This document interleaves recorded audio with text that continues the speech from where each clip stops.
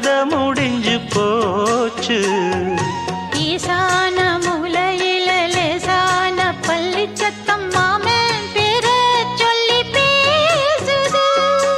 ஆறாத சோகந்தன்ன தீராம சேர்த்து வச்சு ஊரும் சேர்ந்து என்ன ஏசுது.